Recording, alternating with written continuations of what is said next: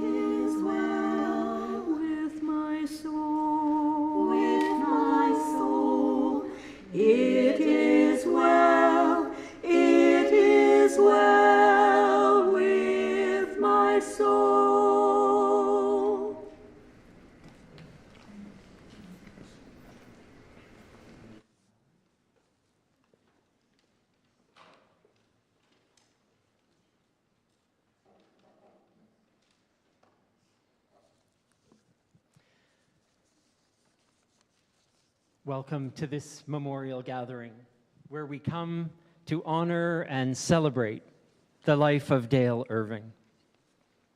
My name is Christopher New, and I welcome you to Southminster Steinhauer United Church, where we journey together as spiritual seekers, exploring an expansive spirituality. As a community, every time we gather, we show respect and gratitude that we do so here on Treaty 6 land. And in the spirit of truth and reconciliation, honor the traditions, land, and spiritualities of the many Indigenous peoples of this place, past and present. At SSUC, the welcome we offer is as broad and as deep as we can make it. We are all welcome here. And so in the spirit of that welcome, we acknowledge and affirm all ages, all sizes, all colors, all cultures, all abilities, all genders, all sexualities, all traditions and religions, or none. I welcome all of you to this space today, and to those that join us by live stream from across the globe. You are part of this gathering today, and we welcome all of you. As we honor and celebrate the gift of Dale's life today, we are privileged to share gratitude and grief and learn more of the legacy of his life. Indeed, death is the occasion that we gather, but life is the real reason that we are here. And it's in the spirit of this life and legacy that we light Dale's memorial candle among us this afternoon.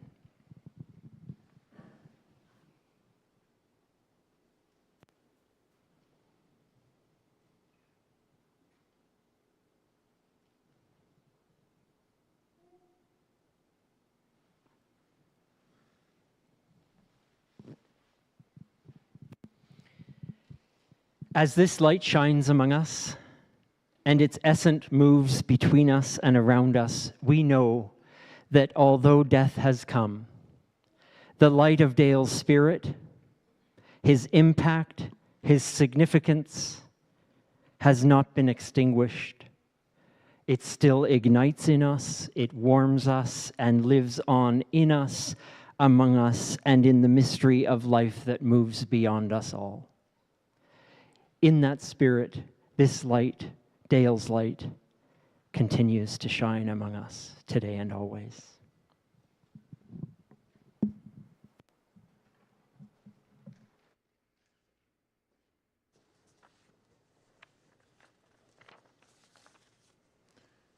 I'm the other Reverend Dale. I'm Dale Johnson. I'm the minister at Millwoods United Church. Between 2000 and 2008, Dale Irving was the minister there.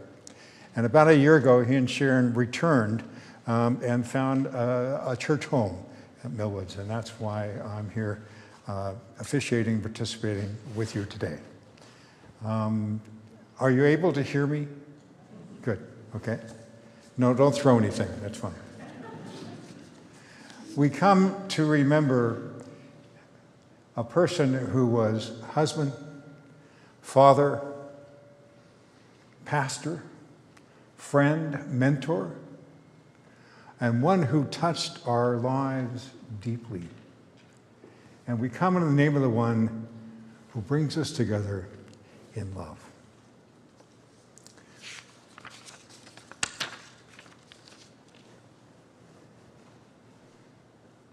The first reading is from 1 Corinthians, and Jeanette, who was Dale and Sharon's sister-in-law, will do the reading. And the readings are right here.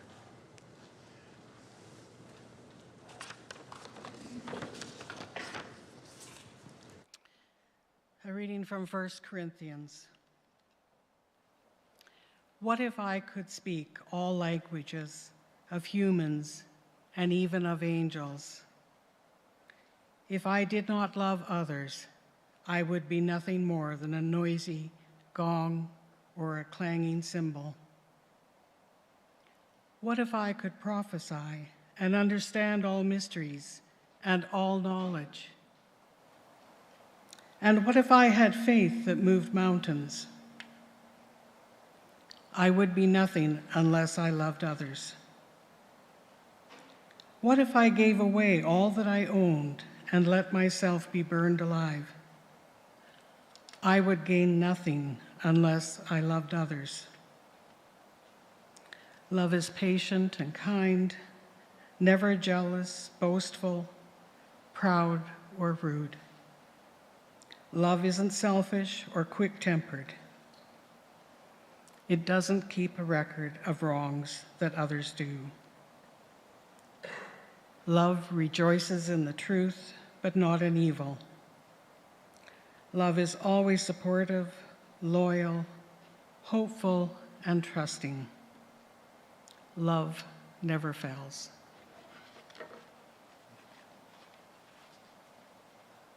The next reading will be from Rob McPhee, who is from Millwoods United Church.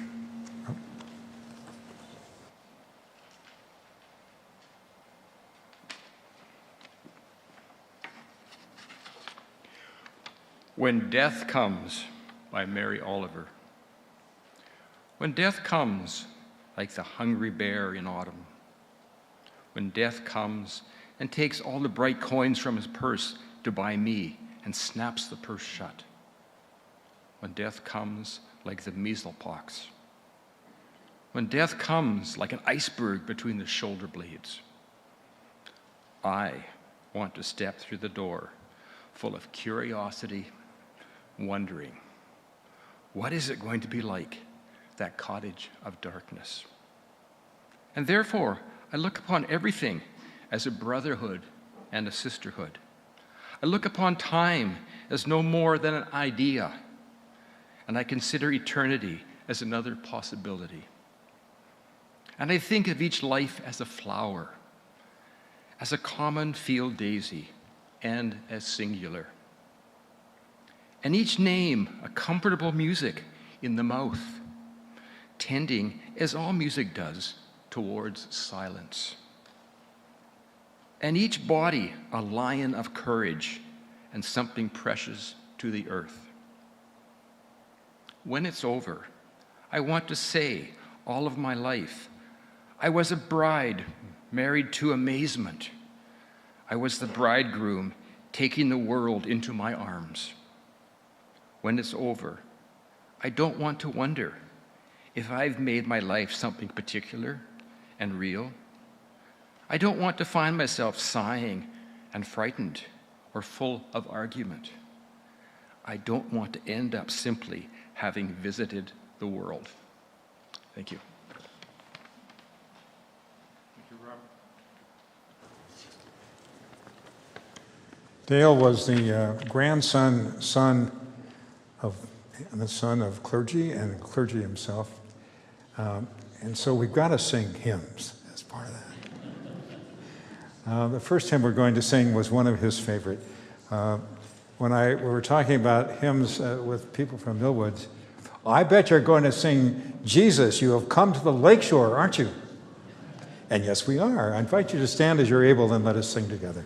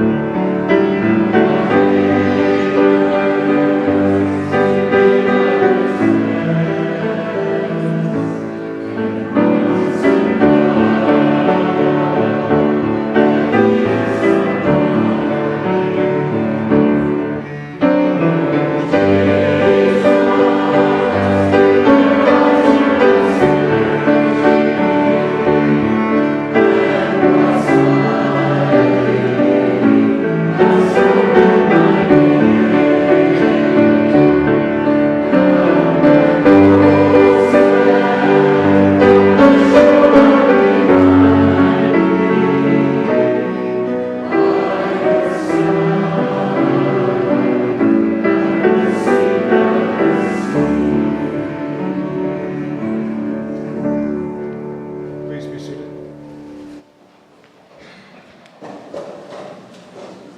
The first folks who are going to lead us in remembering Dale are his brother Hal and sister Elaine. Hal and Elaine?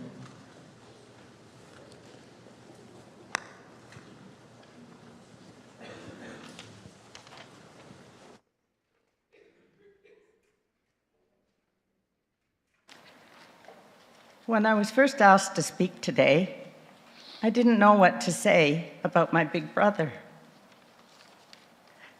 Let me start by saying that the 3 weeks I spent in Edmonton with Janine visiting and tucking Dale in,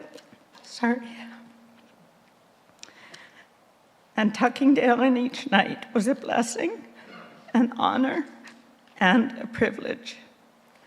Sometimes we'd ask him if we should leave, and he'd say, no, it's nice to know you're here.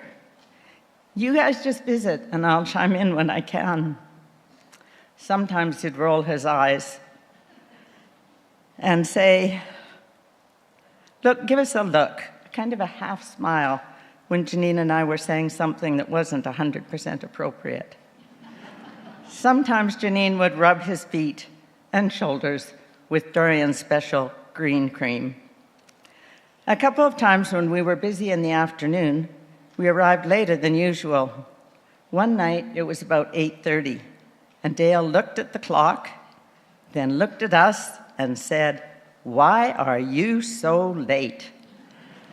I didn't think about it then, but I knew after that he was watching the clock and wondering and worrying about where Janine and I were driving around Edmonton. When we'd see him getting sleepy, we'd remake his bed, make sure he had his call bell and phone within reach, and just before we left, Janine would put on the noise-canceling headphones that she'd got from Amazon. Then we'd each give him a hug. Those were the longest hugs I've ever had, neither of us wanting to let go. We'd say goodbye, see you tomorrow, we love you, and he'd say the same. A couple of times I'd say, if you aren't here tomorrow, that's okay. And he'd say, Elaine, I'll likely be here tomorrow. Now there are no tomorrows. Those were some of the most beautiful times of my life, and also some of the hardest. Dale was forced into being an amazing big brother. He was 8 when I was born, and I was trouble from the start. Mom said she suffered morning sickness so terrible that the doctor suggested she try a glass of wine at bedtime. If any of you know what the United Church was like in the 1950s, you'd know that my dad could have lost his job as a minister. Being a minister's wife or family was not easy. The good women of the church would just drop in for tea and always had to use the bathroom so that they could check that the house was being properly cared for. When I was born, Mom had 3 little boys, 8 years and under. They were typical, energetic little boys. I was colicky and demanded my mother's attention. I refused to take a bottle, and when Mom was busy, Dale would have to sit in the rocking chair to try to keep me quiet. I still have that rocking chair. I've rocked my own babies and grandbabies in it. Being the only girl, saying I was spoiled would not have covered the things that I got away with. Poor Dale, I apologized to him several times over the years. One time he was taking his girlfriend swimming, and I wanted to go. Dale said no. When I asked Dad, he said, Dale, take your sister swimming. Sometimes Dale would go to a cafe after school with his friends. He'd have to buy me a Coke to bribe me to sit anyplace else. One Sunday night, he was babysitting, and I was supposed to go to bed right after Bonanza. Dale and I had different ideas on what right after was. I thought I should get to watch the next week's preview. Dale didn't. As I ran up the stairs to bed, he swatted me on the butt. Mom and Dad came home right then, and I went crying to them, saying, "Dale spanked me," and I had a handpin to prove it. Poor Dale. Dad died suddenly when I was 13 and Dale was 21. Even though he was in Edmonton going to St. Andrew's College, he became the head of the family. I remember a CGIT father-daughter night, and Dale had to come as my father. Neither one of us wanted to be there, and I spent most of the evening hiding in the kitchen. And then a few years later, I was getting married. We had to decide whether to have him perform the ceremony or walk me down the aisle. I decided I needed him to stand in for Dad. It's lucky my veil covered my face because I was sobbing all the way down the aisle while everyone sang, "Joyful, joyful, we adore thee." By the time I got to Dorian and he took my hand, I calmed down and enjoyed our wedding. We were fortunate to live close by when our children were small. We bought a farm near Gadsby. Dale was the minister in Ponoka. We got together often and looked after each other's children for couples' weekends away.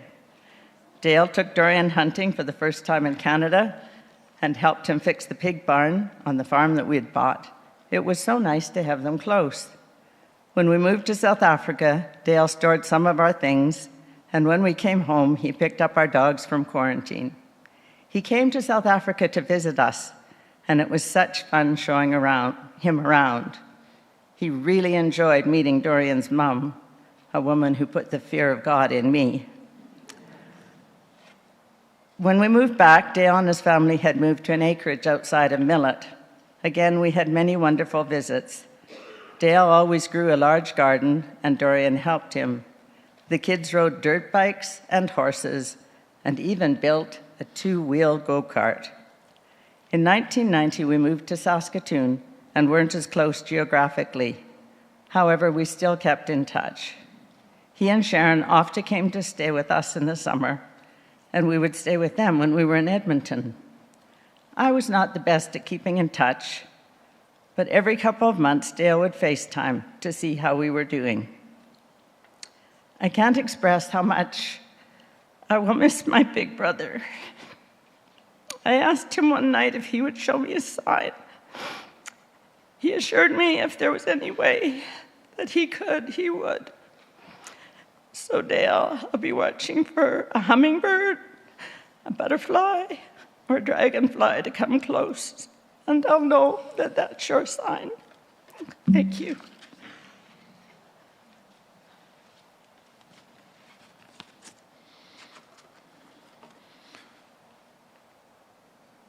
Everything Elaine said about herself is true. I'm Hal. Elaine's the comic in the family. I'm the witty one, so if brevity is the soul of wit, then I'm very witty. I'm honored to be speaking about my brother today. My big brother Dale was a man of courage, compassion, and faith. He was also my role model, my friend, my mentor, and my father figure. After our brother Donnie died, Elaine, Dale, and I were quite broken. But Dale took up the torch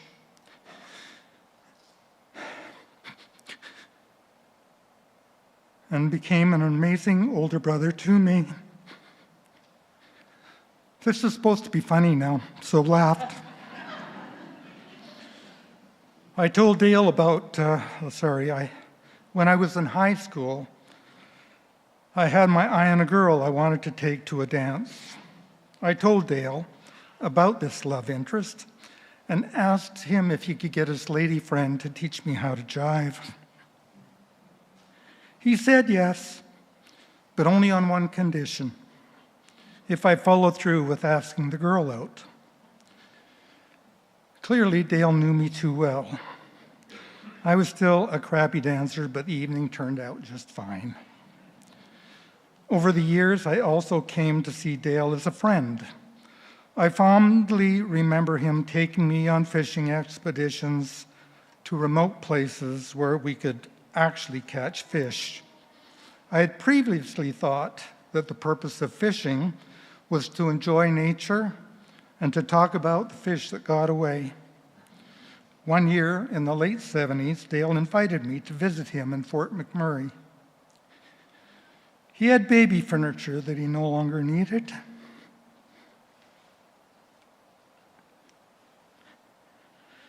And was prepared to let me take it away. Part of the deal was that he would take me fishing, hopefully for pickerel. We were in a small boat on a very large lake and happily reeling in fish after fish. Really, seriously, we were.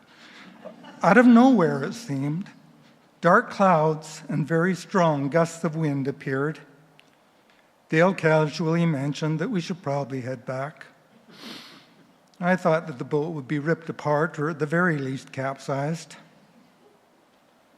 I sat there, quietly trembling. When we finally arrived to safety on the shore, I mentioned how impressed I was with how calm and composed he was. "Calm," he screamed. I was terrified. Well, that was the funny part. Okay, I've got it wrong. Big brother Dale always had my back. 4 years after our brother Donnie died, our father passed away.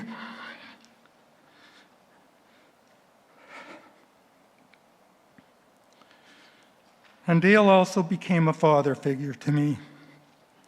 He lived in Edmonton at the time, nothing really against him, and wrote a letter telling me what an amazing person I was and how proud he was of me.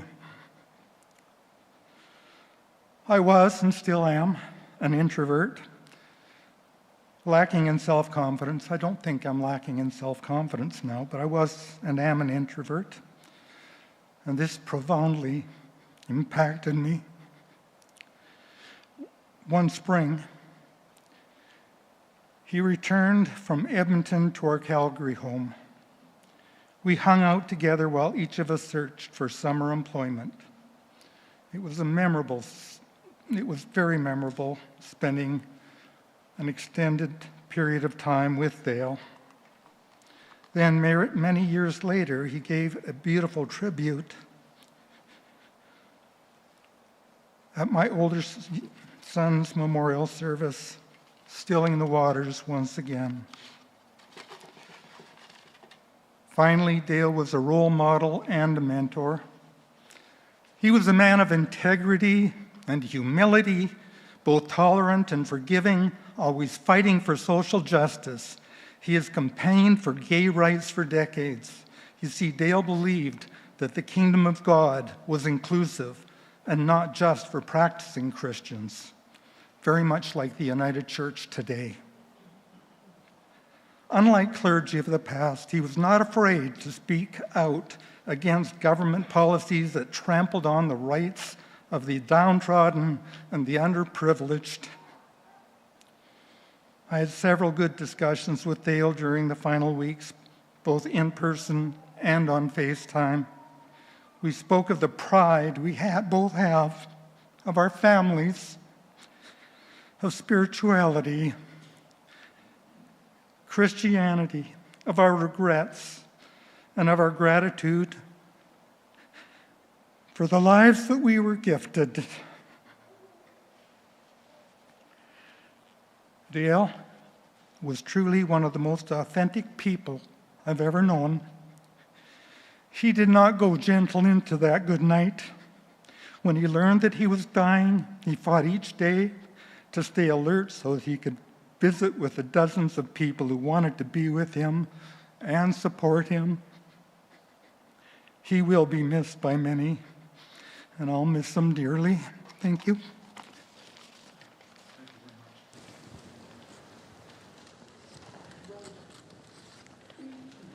Thank you. The next remembering is going to be by his children, Todd and Janine. We'll have a song first. Oh, song, another song. No? No, there's no. Just, I make enough mistakes. That's You're all right. We'll get it right. We'll get it. There you go.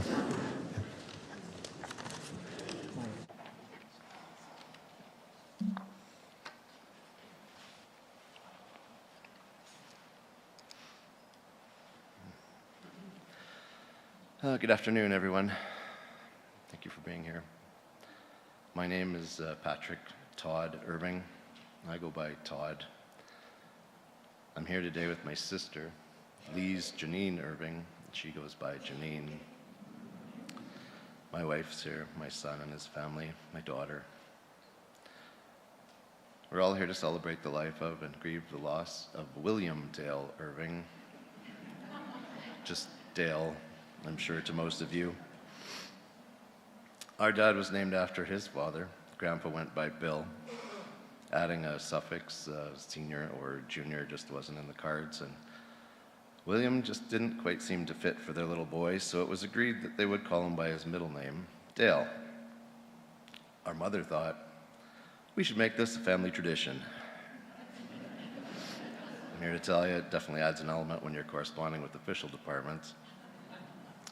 This naming convention is a gift that just keeps on giving. Unlike us, Dad ultimately dropped his first name. As you're all well aware, our father was a man who thrived on community, participation, family. He touched so many lives in meaningful ways, and I know we all cherish those memories. Some of my earliest memories are in Fort McMurray when I was about 4 years old. That was the fourth place that we'd lived. We moved around a lot. Moving and change are challenging, but these things are constant in life, and they help us learn and grow. This exposure in our early years prepared us for this reality. Our dad wasn't tall or broad-shouldered. He wasn't a great builder of things. He was kind and gentle, soft-spoken,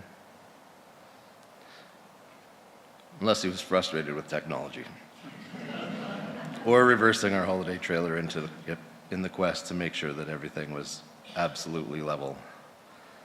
He was a cultivator of relationships and an architect of experiences, and that was more than enough. Reverend Dale was a hard worker, dedicated to his role as a minister, but every summer he would set that aside for 3 weeks and become someone else entirely. Just Dad.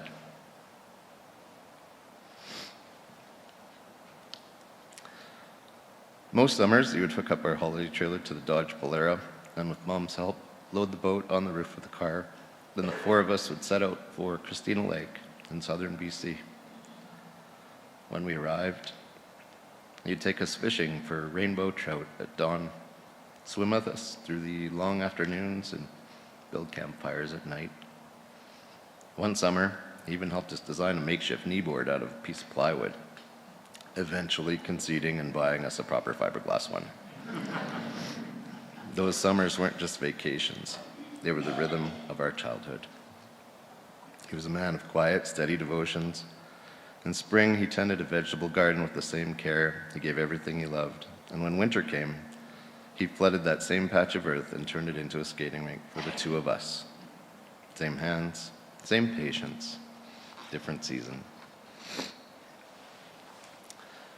When Dad changed jobs and entered the presbytery, our parents made the decision to move to an acreage near Millet.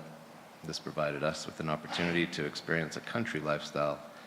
We made the most of that freedom and set out to explore the countryside in our own ways, me on my dirt bike and Janine on her Appaloosa horse. And when I expressed an interest in Grandma's 1969 Barracuda,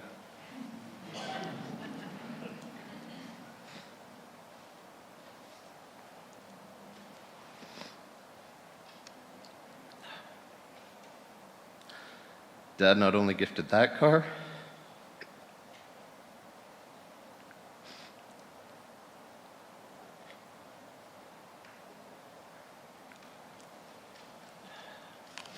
but also the drivetrain from our trusty old Polara.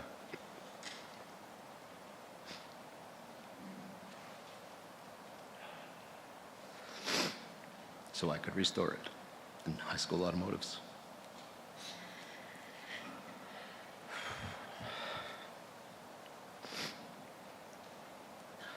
Dad was always there to celebrate my successes and support me when life required a change in tack. I'll miss him at family celebrations, our holiday get-togethers, and our monthly lunches. He'll always be in my heart.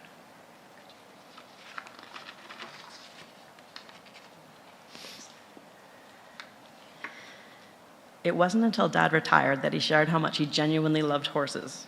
And it wasn't until we wrote a memoir together as part of his 80th birthday present that I discovered Dad had arranged to have the engine in his first car, a 1950 Austin A40, rebuilt by students in the high school auto shop.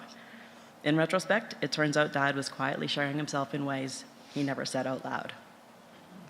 When grandchildren came along, he didn't slow down, he started over. He helped me recreate my favorite childhood experiences for my daughter, Sophia. Camping in the Rockies with a proper campfire and s'mores, soaking in the hot springs at Miette, Banff, and Radium, wandering through Fort Edmonton and the tell-us world of science. He gave her the same gift he had given me, the world experienced together. This didn't stop at the Canadian border. Dad would make the long journey to Australia regularly just to be with the three of us in Sydney. And once he was there, he was all in. From Cairns to Tasmania, from Adelaide to Western Australia. He showed up for every adventure, every time, without hesitation. That was Dad. There's a specific kind of safety that comes from having a father who believes in you. Dad gave me that, not because my path was always straight, but because he walked beside me anyway. He taught me what patience looks like, what loyalty looks like, what love looks like when it's not tied to perfection. Dad and I were square pegs in a world full of round holes, and he made that feel okay. He gave me a deep sense of belonging just by being who he was. He understood me better than anyone, the kind of understanding that doesn't need to be explained or earned. It just exists. I will miss our fortnightly FaceTime calls. I will miss the books we passed between us and the conversations that followed. I will miss our Roger Whittaker and John Denver sing-alongs on road trips. I will miss our deep heart-to-hearts, and I will miss our comfortable silences. I could never really allow myself to contemplate a world without him in it, but deep down, I knew this day would come. If I'm honest, I've been preparing for it since the day I decided to stay in Australia by doing everything I could to nurture our connection and keep the regrets of distance at bay. Well, I don't yet know how to navigate a world without you in it. What I do know, Dad, is this. I will endeavor to carry on what you started, the world experienced together for Sophia and for any children she may one day have.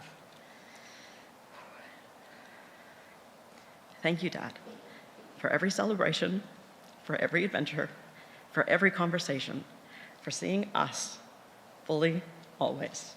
We love you.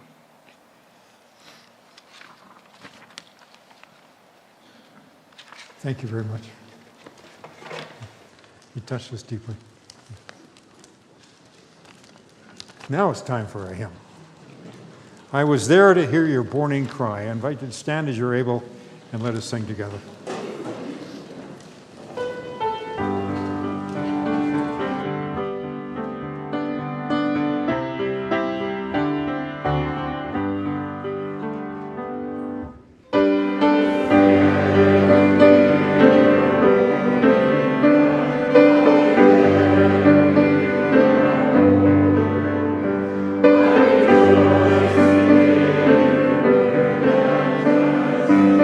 Thank you.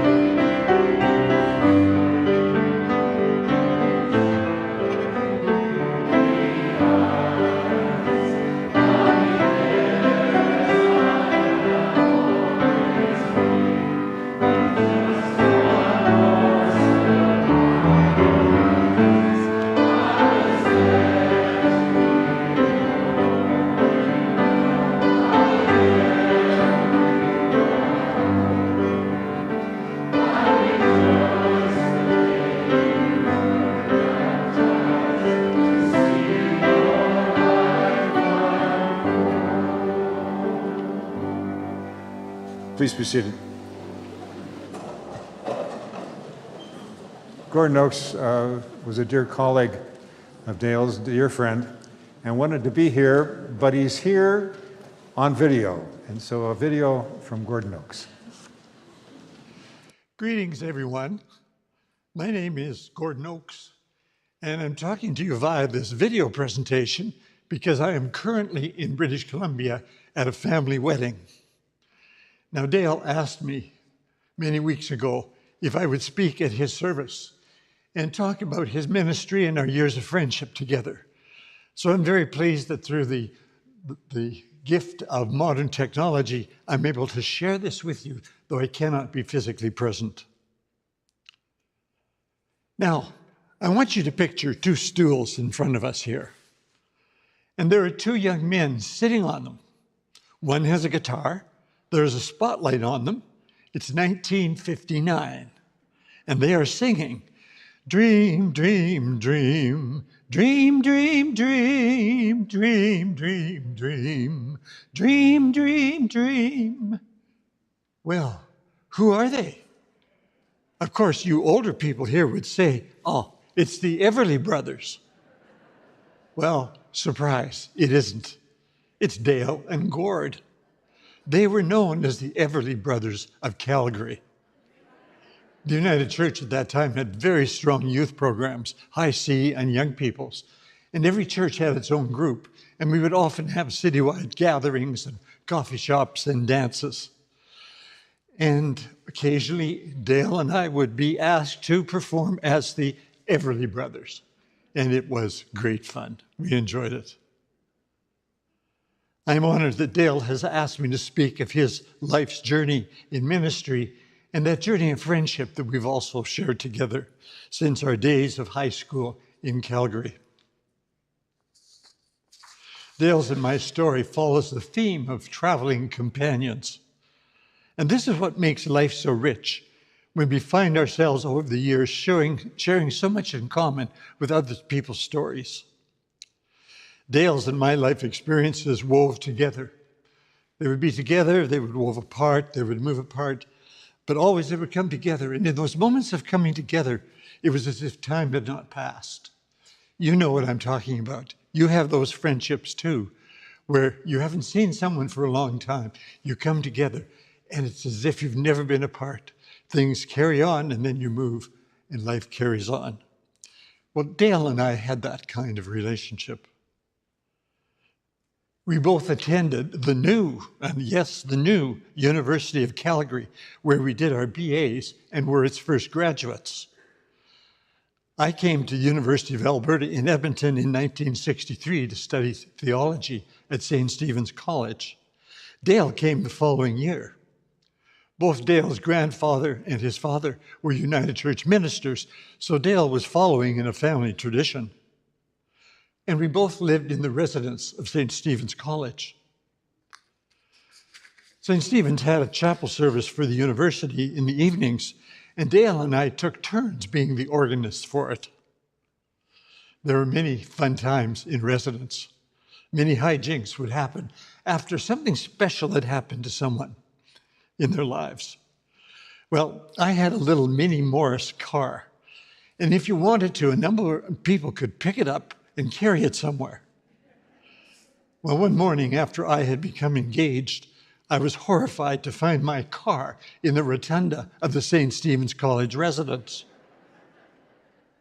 It was stuffed with newspapers. And you know, I think that Dale was in on that. When we graduated and were ordained to the ministry, new ministers were called settled to a church in a pastoral charge. But a pastoral charge did not just mean one church, but could mean many churches. Dale's was a 4-church pastoral charge in Grimshaw Manning in the Peace River country.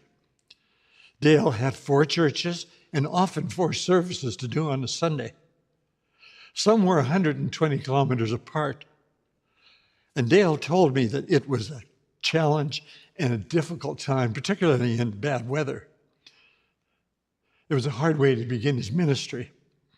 And he confessed to me very sheepishly that one of his very bad decisions was made at that time when he bought an MG English sports car.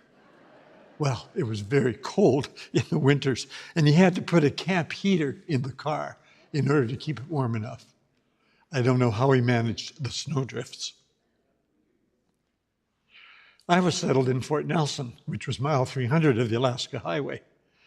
We were neighbors, but we were very far apart. We might meet occasionally at a presbytery meeting if the weather permitted. Now, we had to stay in our pastoral charges for 3 years to pay off the church's investment in our studies and our moving costs. Dale admits that this was a very hard time for him, and he nearly quit the ministry.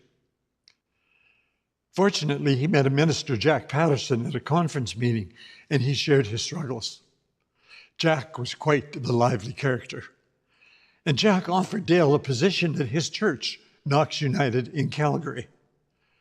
Dale took it and began a very satisfying ministry in Calgary's inner city. And he was also fortunate that there were at that time in other churches around some very adventurous and courageous and creative young ministers. And so they began to work together for programs in the inner city, doing social justice work. They became a team and good friends. The house church movement was happening in churches in North America, and the Calgary group began to create these small, interactive church communities among their congregations. Dale was a very creative and open person, open to new ideas and new things that were happening. He responded well to these new ways of experiencing one's faith. It was a good time for him and for his congregation. After a few years, Dale felt it was time for a change and a new challenge. And a challenge he was facing. He and another minister friend from Calgary, Tom Harding, moved with their families to Digby Island, which was near Prince Rupert. They wanted to create a community that was living off the land in a self-sustaining way and supporting each other in community. As Dale says, this was a very interesting but very challenging and difficult time. And it just did not turn out in the way that he and the others and their families felt they wanted it to. And so Dale moved to another pastoral charge. He was called to the Fort McMurray United Church charge. To say it was a challenge was an understatement because it was an oil town that was booming and bustling and indeed a frontier community. And again, Dale said in ways that were quite understated, there were many challenges and many learnings. Well, time came to move on from this isolated community to a more settled one. And Dale and his family moved to Ponoka, to the church there. As you can hear from the story that I've been telling, Dale was always one to face challenges. And the opportunity came to take on the role of conference personnel minister. This was indeed a very challenging position. Dale did a fine job in this role for 12 years. He traveled extensively around the province, attending presbytery meetings, local church meetings, and dealing with conflicts and stresses in ministers and congregations. This entailed a lot of meetings at the national level. And Dale became very well known around the presbyteries, the conference, and the general council. Well, and in taking this conference position, Dale moved to Edmonton. So we were able to reconnect. Dale and I curled together in the Interchurch Curling League every Monday morning during the winter. And there is a Canada-wide curling bonspiel that is held every year at the same time as the Canadian National Brier. And it was called the Friars Brier. Well, Dale and I formed a team to go into one of the Friars Briers. And we enjoyed it so much, we did two. We went to a brier in Regina and to one in Victoria. We had a great time, though the curling was less than memorable. Dale left the conference position and did an interim ministry for a year in Devon. Then he and Sharon decided to go to Nova Scotia to do an interim ministry in Sydney for a year. Well, they stayed for another 2 years, which says how they enjoyed it. As they tell it, it was a very interesting but a really good time. They enjoyed the uniqueness of Nova Scotia. Coming back to Edmonton, Dale accepted a call to Millwoods United Church, and he served there for 8 years, retiring in 2008. At different times, Dale and I coordinated the United Church Retirees Luncheon twice a year, catered by the Millwoods ladies. Dale was very good about keeping in touch with the retired ministry personnel. And very interesting, Dale and Sharon hosted the last Retirees Luncheon just 6 weeks ago before his health problems and his death. Dale chose not to do the retired minister's route that people like me did, doing part-time church supply and services. He chose a different experience that we're not doing the usual ministry. Instead, his ministry became driving customers for a Toyota dealership 2 days a week. He enjoyed this stress-free job and the many people that he came to meet. This left him enough time to be with his horses, and you're going to be hearing more about this later. And as he shared this time with me, spent with Sharon and with the horses, he says that it was such an enjoyable, healing, and therapeutic time. In retirement, I attended Southminster Steiner United Church, and Dale also came to attend Southminster Steiner, and we were able to connect on Sunday mornings. We were able to keep track of what was happening and going on in our lives. We more recently shared in being part of celebrating the United Churches and St. Stephen's College's 100th anniversaries. What a gift it is for us to be able to look at our lives over the years and to be able to count the important people that have been on that journey with us. What a comfort to look out into a crowd of people and to see a face that smiles back at you, a face of someone who knows you and whom you know. This was my experience of friendship with Dale over these many years. This was such a gift, though bittersweet, over the past few weeks, that we shared memories of that journey, knowing and honestly being able to acknowledge that his life would soon be coming to an end.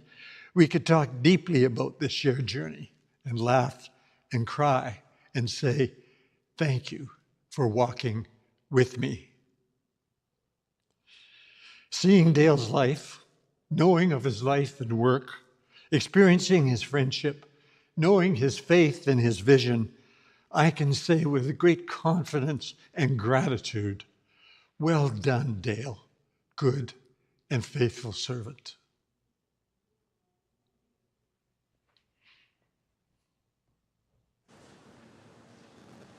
That was wonderful. The final sharing is from Dale and Sharon's niece, and she's going to tell us, Melissa, and she's going to tell us about his life with horses. Melissa?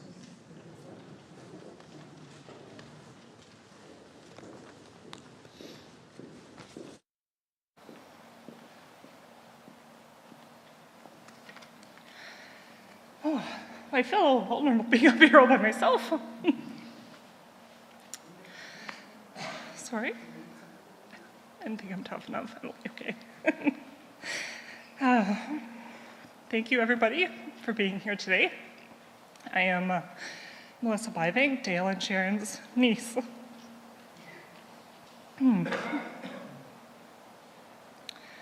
There are some people in this world that don't need to raise their voice or take up space to be deeply felt. Dale was one of these people.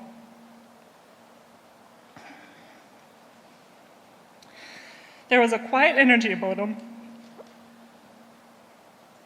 the kind you often only find in nature or with horses. Horses held a very special place in Dale's heart. A few years after being retired from the ministry, he embraced the opportunity to spend more time with them at my parents' farm, where he and Auntie Sharon supported my parents in their breeding of Rocky Mountain horses. Dale found a true enjoyment and simply being with the horses and helping my dad ride and maintain the herd. He even started a few of the younger ones himself. There was something about that quiet connection, the stillness, the mutual understanding without words that suited him perfectly. In return, they were drawn to him just as naturally. They liked being around him. They trusted him. Horses have a way of sensing what's real, and they recognized in him the calm, steady presence he carried so effortlessly. Along with their weekly trips to the ranch, Dale and even Auntie Sharon were always willing to go on various horse trips with my dad and myself.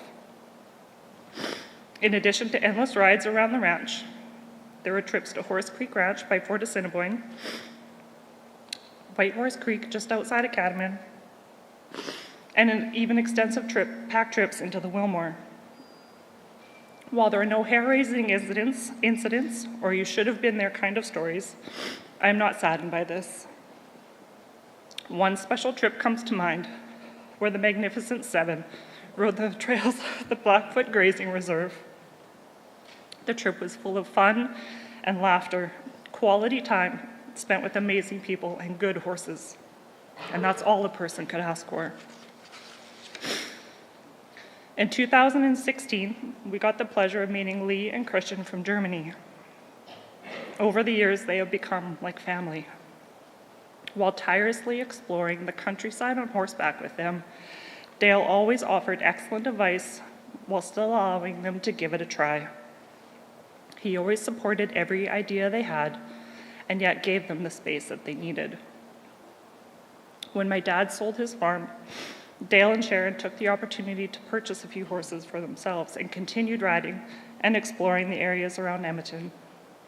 It gave me the opportunity to continue to visit with them and ride, and even help them with trimming, until they themselves decided to sell their horses and take life a little bit more easy.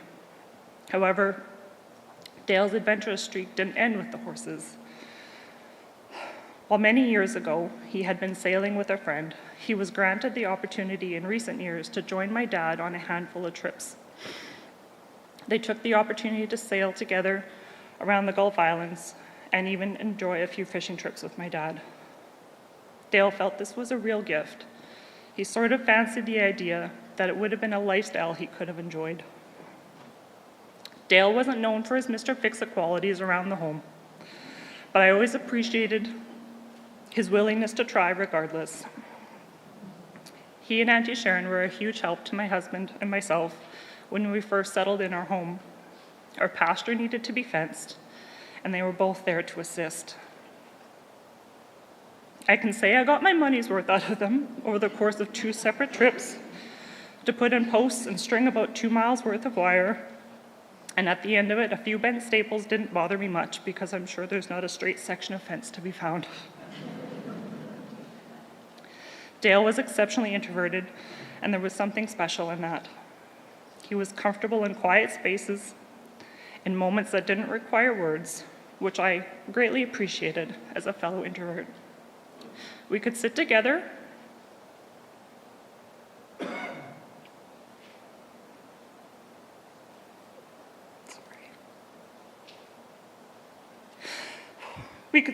without needing to fill the silence with conversation, something we leaned on heavily during our last visit together. Dale was also a good listener, truly present when you spoke. You felt heard, you felt respected. He offered patience to people, often more than some may have deserved, giving others time, space, and understanding without judgment. Something I'm sure the customers of Gateway Toyota greatly appreciated, as Dale was a shuttle driver for Gateway Toyota. While delivering for Meals on Wheels, it also wasn't unusual for Dale to spend a few extra minutes with his regular customers, listening to what they had to say and providing a source of connection. He didn't need to be the loudest in the room to leave a mark. His legacy isn't one of noise or spectacle, but of stillness, kindness, and genuine presence.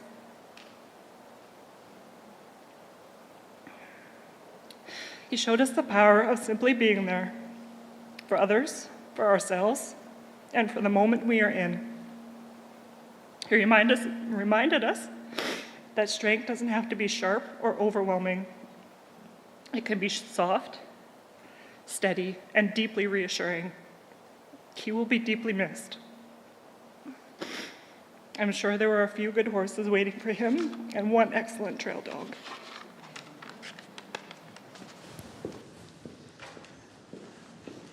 And now we're going to receive the gift of a wonderful violin solo, the Ashcan Farewell, played by Val Nathanson.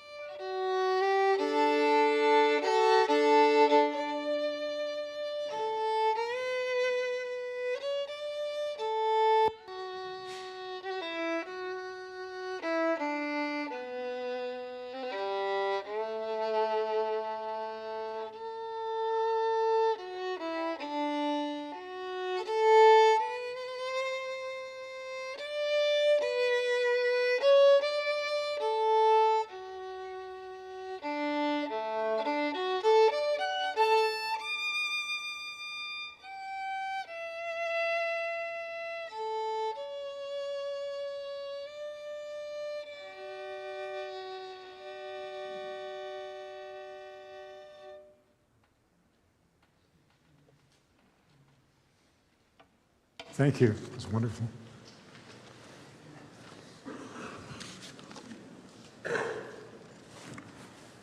About a week, a little over a week before he passed away, I was visiting Dale, and we were going to have a pride service at Millwoods United Church, first Sunday in June, and part of that pride service was going to be a naming service, ceremony of renaming for a transgender person.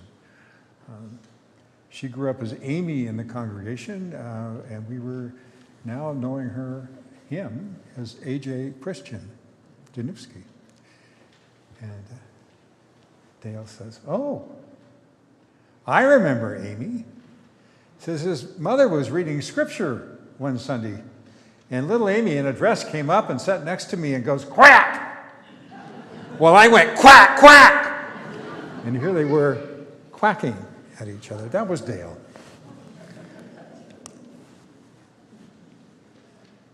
Dale, in the last year or so, acted as a mentor for me as I'm entering retirement. The end of this month, I'm finished. He says, "The trick, Dale, to retiring as a clergy person Now I'm going to be 78. You'd think I'd learned this, but that is to say no. The first year, he said, I spent the whole time saying no. I thank Dale for his mentoring. He also introduced me to the practice of chair yoga for seniors. So I'm continuing to try to be healthy. I saw, as Gord mentioned, I saw Dale on April 23rd as he hosted the Retired Ministers Luncheon at Millwoods. And I was talking with Dale, and he says, Dale, I have to sit down. I'm in such pain. And who would have thought that by the 1st of early May, he'd be in the hospital, and by the 9th of June, he'd be gone. It comes as a real shock to all of us, a surprise. And we don't quite know how to make sense of that, except we feel the pain.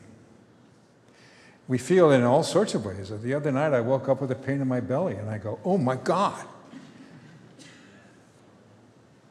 Am I going to follow Dale's path? The indigestion, I'm sure. 1 Corinthians 13, that was read earlier, talks about love being patient, as from the Apostle Paul, and the description of love. Love is patient, love is kind, love is not jealous, does not put on airs, it is not snobbish, it is never rude or self-seeking, it is not prone to anger, nor does it brood over injustices. At Millwood, as we finish the service, I do a sending forth using these words often. May you have the heart, the eyes, the faith to see the face of Christ in everyone you meet, and may everyone you meet see the face of Christ in you. Dale had the ability to see the face of Christ in everyone Dale met, whoever they may be. And we had the blessing of seeing the face of Christ in Dale. And for that, we give thanks. Remember the words of the Indigo Girls. They didn't write hymns, although one of them was a clergy kid. The song says, secure yourself to heaven, hold on tight, the night has come. Fasten up your earthly burdens, you have just begun. And so we say, Dale, secure yourself to heaven, hold on tight, your night has come. Fasten up your earthly burdens, Dale, you've just begun. We have another hymn, I believe. We shall go out with hope of resurrection. I invite you to stand as you're able and let us sing together.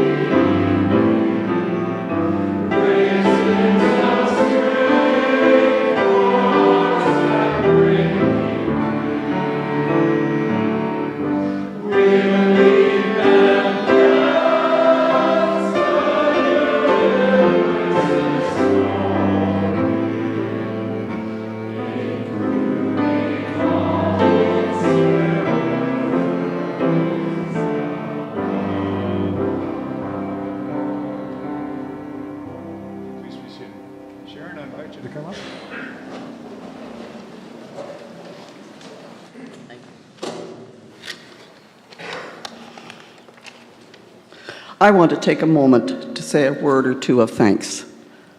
First, thanks to all of you for being here today. It's special that you've taken time from busy lives to be with us as we say goodbye to Dale. Thanks to the congregations and ministers of SSUC and Mill Woods United for their efforts and participation and support so that we could have this time together here in this space. Thank you to the people who have shared their time as part of Dale's life. You did an amazing job.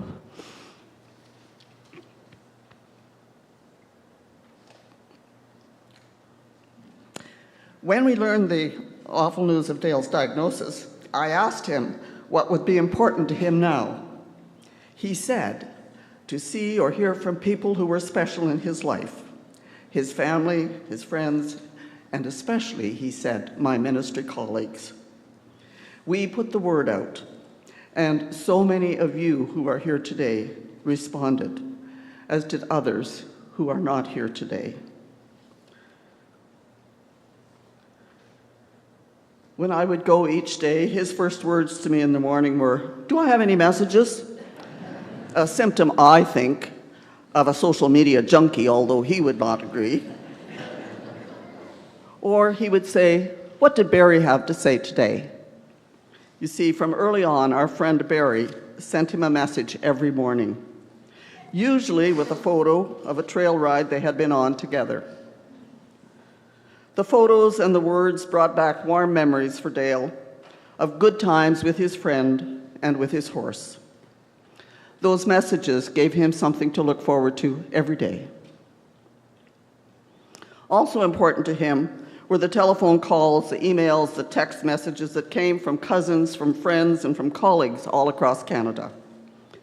They meant the world to Dale. He breathed in those words as if they were life-giving. They made his last days bearable. Without exception, the writers offered support, shared their memories, and told him how he had made a difference in their life. I have no doubt this world is a better place because he lived. And if you were among those bedside visitors or telephone callers, you know that while he was able, he did the hard work of saying goodbye before you left, knowing that he would never see you again. Staff at both the University Hospital and St. Joseph's Auxiliary noticed the number of people who kept trailing in and commented about what a nice person he was and how he must have been a very popular person. Dale and I were grateful for the short time that we had to set a few things in order, and I am enormously grateful for the excellent care he received at both the University Hospital and St. Joseph's. Thank you all for your friendship with Dale over the years, no matter how long or how short your time was. You were the special people in his life. Thank you for your support and care for both of us through these last weeks. Words simply cannot express how important that was for Dale and for me. Dale was not just my husband. He was my partner in all things. He was my best friend, and he was my soulmate. And I'm going to miss him.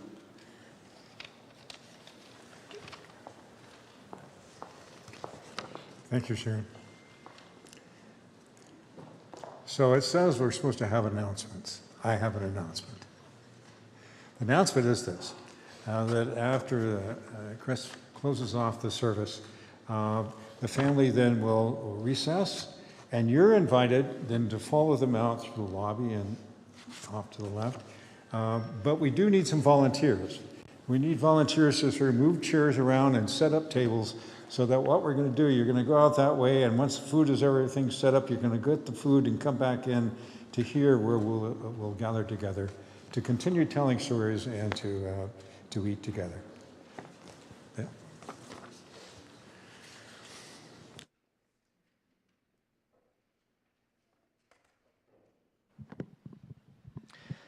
Friends, as our time comes to a close, we share gratitude for having learned the depth of Dale's legacy, his life, his light. And although we continue to grieve, we recognize that his light remains. And now, the task is ours to seek new ways for his light to shine, to kindle it, to nurture it, to share it, to embody it. We honor the great circle of life and light. And as we now sing words and music that Dale and all of us sing often in this space to grieve and to honor and to celebrate and to comfort us in the light that continues to shine around us, within us, and beyond us all. May we all know, may we all take with us a piece of Dale's light that will continue to shine, knowing for each of us that we are all of us safe in the undying light of love.